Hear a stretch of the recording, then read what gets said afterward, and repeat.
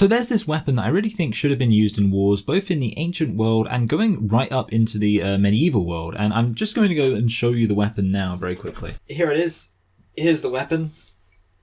I'm going to try not to smash anything. As you can see, it's decently heavy. It's a 10 kilogram plate here, and another 10 kilogram plate here, and obviously a barbell. Now, holding this right now, I am aware of it being decently heavy. You know, I mean, obviously, it's not so heavy I can't do things with it, but it's really hefty. Now, spoiler alert, my argument is that this is the weapon that should be used in war, or something very similar. And like I say, it is heavy, it's not very comfortable to hold, but, for example, if there were like 2 people, I think I could quite easily hold half of this. You know, like with 2 hands as well, it would not be that difficult. So I think this is the weapon that should be used in battles, like I say, in the ancient world, going right up into the medieval world, basically any time in history where people mostly fought with kind of shield walls, and one of the things you'd want to do would be to break that shield wall, and you can maybe perhaps anticipate based on that what I'm saying this weapon might be used for. So something I've become increasingly aware of as I've looked more into military history is that breaking the formation of an enemy in battle is very important. You know, there was a time when I was young and I thought that 300 was the pinnacle of military tactics, where you all just break formation all the time and, you know, as they say, do your twirly stabbing and all that.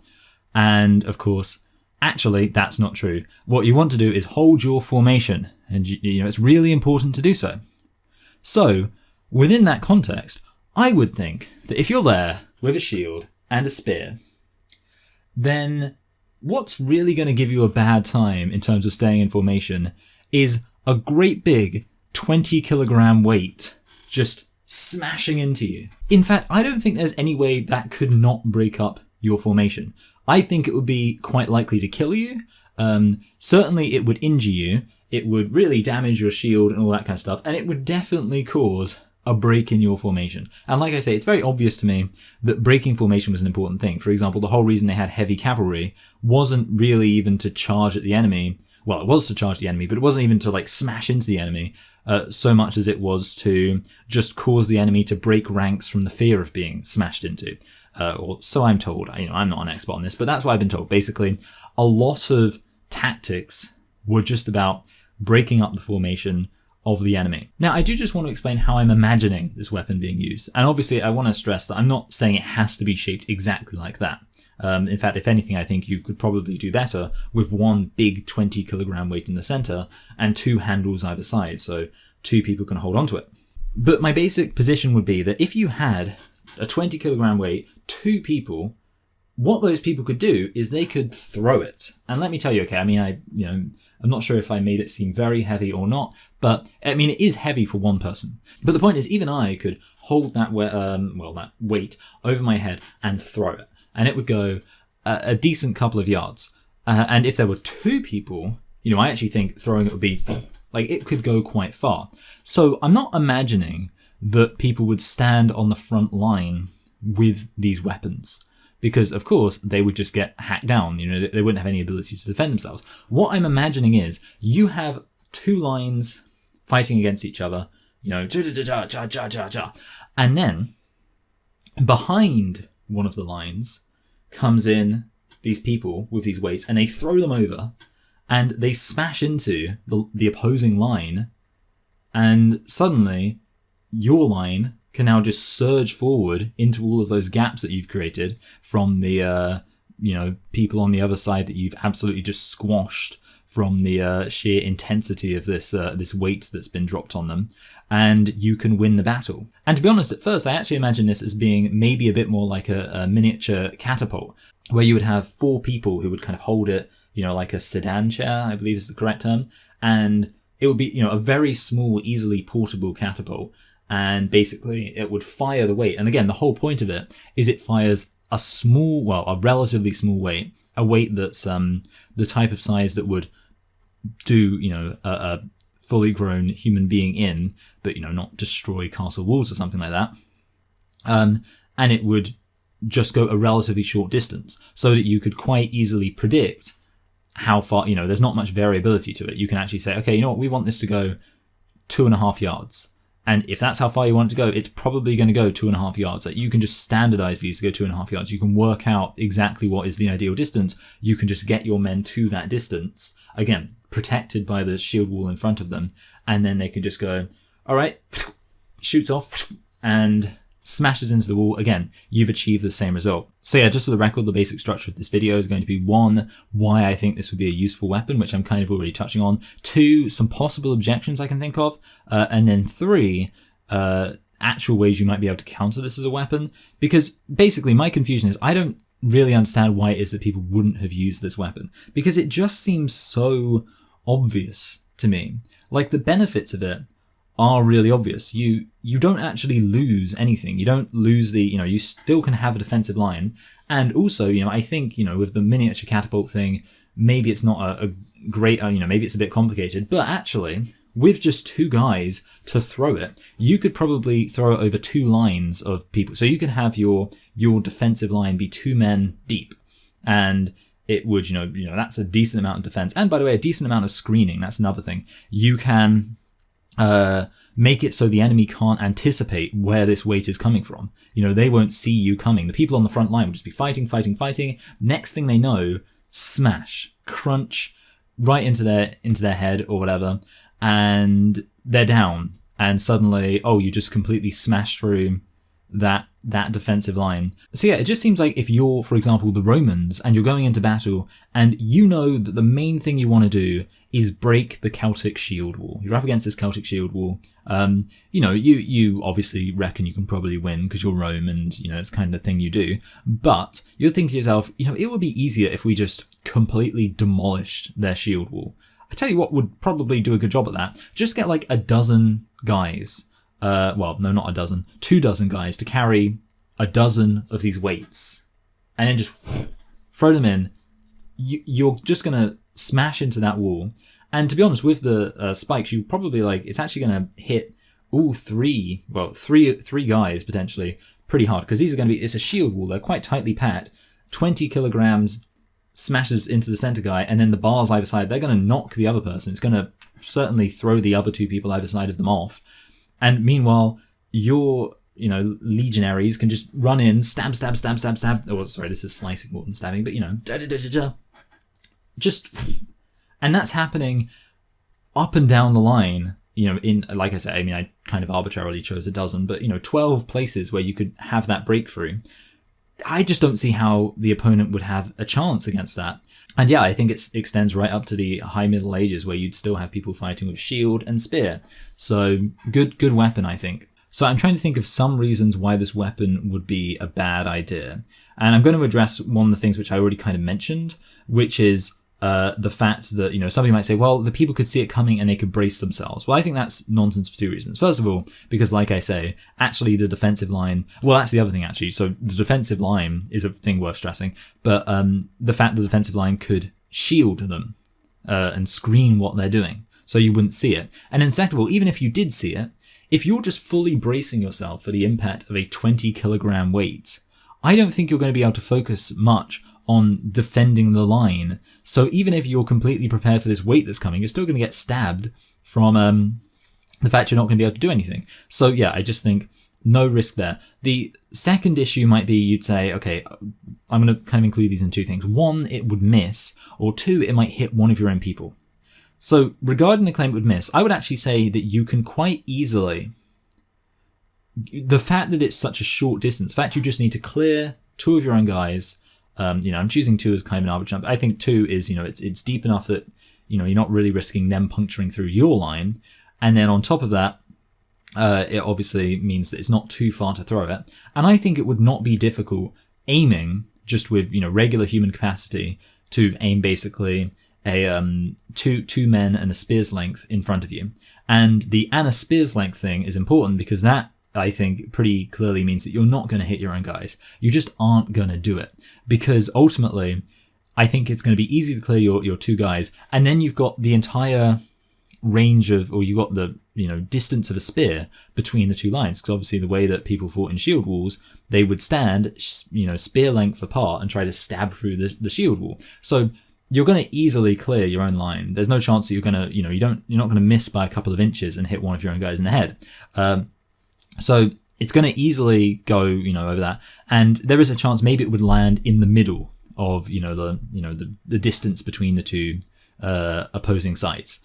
Or maybe it would land over the guy and hit the guy behind him, and sure, that would be unpleasant for the guy behind him, but it wouldn't allow you to break through the wall. However, I would argue that you're quite likely to hit, this guy's not that far in front of you, and you can probably see him, because, it's going to be quite difficult for him to see you because he's focusing on a lot of stuff. But I think it would be quite easy for you as somebody who's not focusing on as much stuff. You're just focusing on aiming this way to kind of peer through his shoulders, but okay, there he is. All right. And then, even to be honest, without being able to see, you can probably just, work out, especially if you're a trained person to do this, how hard you need to throw it to clear two of your own guys and the length of a shield, of a spear, to hit this person. But even if you miss, you actually, if you hit him in the foot with this weight, that's hurting. He's not ignoring that. That's completely throwing him off, and he's going to get stabbed. There's no way he can just get a weight that heavy landing on his foot. It's going to completely shatter his feet, ignoring the fact that in the long term he wouldn't be able to parry. I think just the initial pain of that, he's not going to be able to focus on maintaining the shield wall. And he'll probably just fall over. So if you hit him in the feet, boom. If you hit him in the shins, in the legs, you've probably knocked him over based on that. And again, done a huge amount of damage. He's not fighting anymore. And then after that, you're talking about hitting him in the torso or in the head. There's quite a range of areas you can hit this guy where he is just done. And like I say, you've just punctured a hole in the shield wall pretty effectively. And again, they can't see it coming. And there's probably a silent gesture you can do. Maybe you could just reach forward and, tap the, got the front line. Maybe just reach forward and tap them on the back of the neck somehow. And it's and they'll know, okay, that means that the weight's about to come in. So they're ready to just rush in and, just smash right through them. So I was trying to think of other reasons people might say this isn't a great weapon. And I was thinking maybe people would say, well, what about the resources? But here's the thing, okay, I'm not exactly sure when cast iron, because, those weights, I think there's a lot of weights are made out of cast iron. Cast iron's a pretty cheap way to get a pretty heavy weight. But, okay, let's assume they didn't have cast iron. Well, they definitely had lead, and I know they had lead because I know that bullets for slings were often made out of lead in the ancient world. And lead is notoriously pretty damn heavy, pretty dense too. So with that said, you've also got to bear in mind that this would be an incredibly retrievable weapon. I think that if you basically know exactly where, because like I say, it's such short range that you know exactly where this weapon has landed.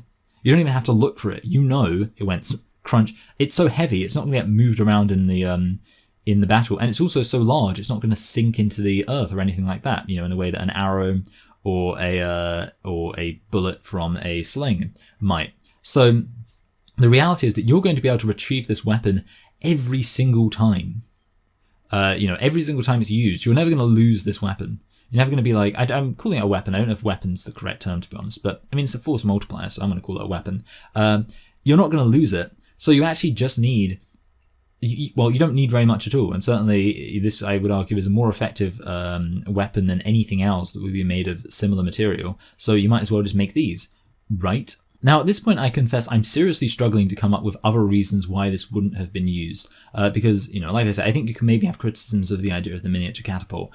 But ultimately, the guys just stood there with the handles, smash, charge through, awesome. Ultimately, I just can't think of that many criticisms of this as a weapon. I can't think of any reason why, if you're a, Roman or whoever else, any kind of soldier really, that you're not just going to use this to basically render the shield wall completely useless. The one thing I was possibly thinking is that maybe it's the fact that because this would render shield walls so useless, maybe people wouldn't have wanted to get rid of the shield wall because the shield wall possibly meant that fewer people died in battles overall. Whereas of course, if you had this weapon that basically rendered the shield wall completely ineffective, maybe people would stop using shield walls and therefore people are like, oh, you know, in a way, kind of having a shield wall is sort of nice because it means that you don't just have like a massive load of people just dying instantly, you know, because obviously shield walls are pretty good at keeping people alive. However, I don't really understand. I can't really imagine that people would have been that kind of 5D chess in terms of their mindset, where like, well, this would completely destroy a shield wall, so it would be a good weapon, but maybe it would be so good that the shield wall would become obsolete, in which case you just have loads of people dying, so we shouldn't use it. That doesn't really make sense as a weakness to me. It was just one thing I was thinking of, because I was like, what would be the issue with this as a weapon? Like, it's just so... A great big weight is just a pretty effective weapon. Oh, and by the way, actually, another thing I didn't even mention. I mean, how much more effective is this when we're talking about people having armor? You know, when you get to the point where people really are properly armored up in battle, I would think that this is even better as a weapon, because you can just go crunch, and you're going to find it much easier to just break through that wall. So yeah, just another benefit to it, even though I'm supposed to be going through criticisms. Now, I guess I said the final thing I was going to talk about was what might you do if you wanted to oppose this weapon in battle? And to be honest, I don't really know. I think ultimately I don't really see how you could have a shield wall and be planning on resisting this weapon, because anything you do is just not going to be able to get around the fact that 20 kilograms of weight falling on a human being is just going to put them out of action.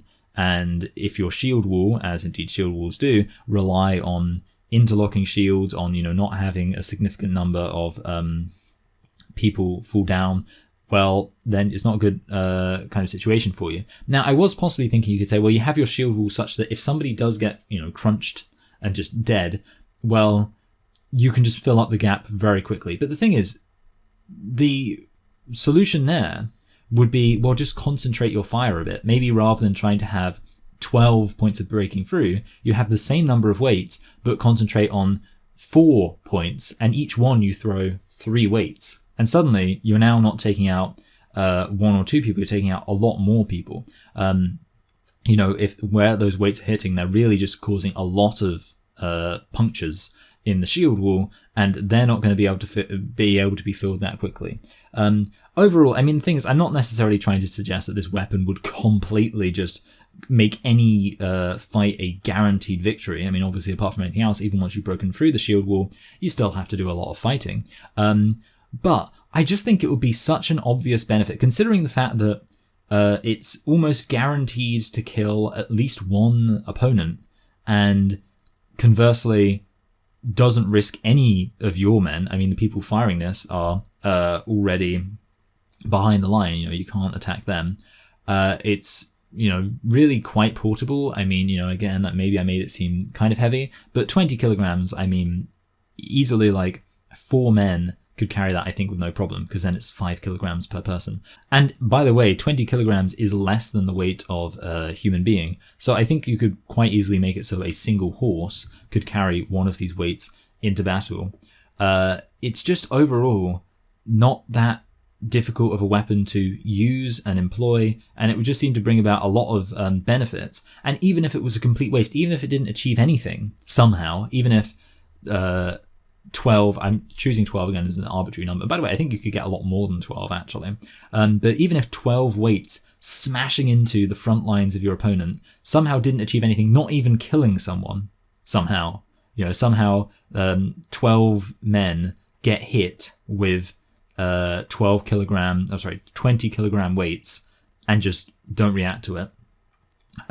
Even if that happens, you still can just pick up the weapons, you know, later on, you know, the weights later on, and use them again in a later battle. So there's just no reason not to use it as a weapon. Yeah. By the way, I also have a single 20 kilogram weight plate, whatever it is, and it's heavy. Like, I would not want to be hit with this. And I mean, it's not like, just, there's no way. I wouldn't want to drop this on my foot from an inch up. I wouldn't want this dropped on any single part of my body from an inch up. Never mind smashing into me unprepared in the middle of a battle. And it's just such an easy weapon. Literally, you just have to get like a thing through here, handles, 2 men grab hold of it, and just, and it smashes into the people you're up against. It's just such an easy weapon that I can't imagine being anything other than horrifically effective in battle. Now, the good news is that I am aware that I have built up a pretty reliable base in my kind of subscribers of people who will be, I'm sure, massive enthusiasts for military history. So if you're watching this, feel free to comment below and let me know why you think this might not have been an effective weapon, and why you actually think that if you were a general sending your men off to war and somebody came up to you and said, hey, I've got these big weights, why don't you throw them at the enemy and then it will smash through their lines, you'd say, no, actually, that's a terrible idea, let's not do that. I'll be interested to know what you think. Anyway, that's the end of the video. Bye-bye.